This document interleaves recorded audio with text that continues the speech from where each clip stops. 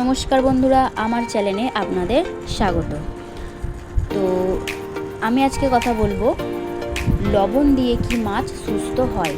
এই প্রশ্নটা অনেকের মনেই থাকে যে সত্যিই কি লবণ দিয়ে কি মাছ সুস্থ হয় বা অ্যাকোয়ারিয়াম কি ভালো থাকে। তো আজকে আমি এটা নিয়ে কথা বলবো।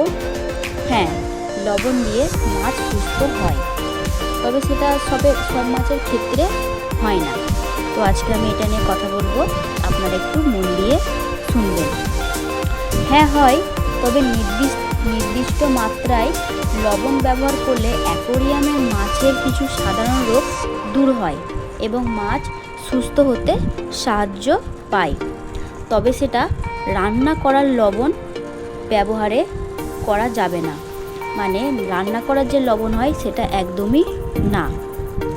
এর জন্য বিশেষ অ্যাকোয়ারিয়াম সল্ট বা লবণ পাওয়া যায়, সেটা তবে খাঁটি হতে হবে, মানে খাঁটি লবণ হতে হবে, ওতে যেন কোনো আয়োডিন না থাকে। মানে আমরা যে লবণটা খাই বা আপনারা যে লবণটা খান সেই লবণে আয়োডিন থাকে, আর মাছের ক্ষেত্রে যেই লবণ ব্যবহার হয় সেই লবণে আয়োডিন থাকে না, এবং যেই লবণে আয়োডিন নেই সেই লবণটাই আপনারা মাছের জন্য ব্যবহার করতে পারবেন। লবণ ব্যবহারে কি কি উপকারিতা হয়? আয়োডিন ছাড়া লবণ ব্যবহার করলে মাছের গায়ে যেই ফাঙ্গাস, পচন বা আইস ওঠার মতো বাহ্যিক বা রোগ থাকে সেটা দূর হয়।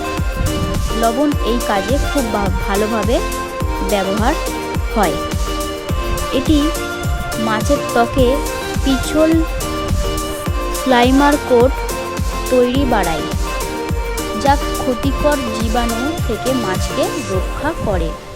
নতুন বা অসুস্থ মাছের শরীরের ভিতরে পানির ভারসাম্য বা জলের ভারসাম্য বজায় রাখতে সাহায্য করে। আর লবণ সব মাছের জন্য উপযোগী নয়। অ্যাকোয়ারিয়ামে যদি জীবিত গাছপালা ও শামুক থাকে তাদের ক্ষেত্রে ক্ষতিকর হতে পারে এবং পুরো অ্যাকোয়ারিয়ামের পরিবেশ নষ্ট হয়ে যেতে পারে।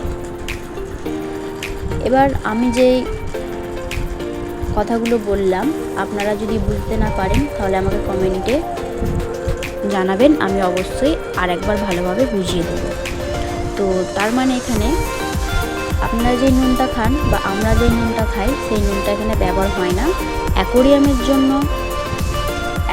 মাছেদের জন্য আলাদা করে নুন পাওয়া যায় বা লবণ পাওয়া যায়, সেটা দোকানে গিয়ে বললেই আপনারা পেয়ে যাবেন।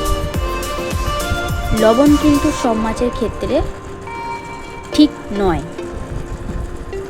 এবার আপনারা যদি জানতে চান যে কোন মাছের জন্য ঠিক আর কোন মাছের জন্য ঠিক না, সেটা আমাকে কমেন্টে জানাবেন, আমি অবশ্যই ভিডিওর মাধ্যমে আপনাদের জানিয়ে দেব বা নতুন আপডেট দিয়ে দেব। আজকের ভিডিও এতটাই। নমস্কার বন্ধুরা, আবারও একবার আমার চ্যানেলে আপনাদের স্বাগত।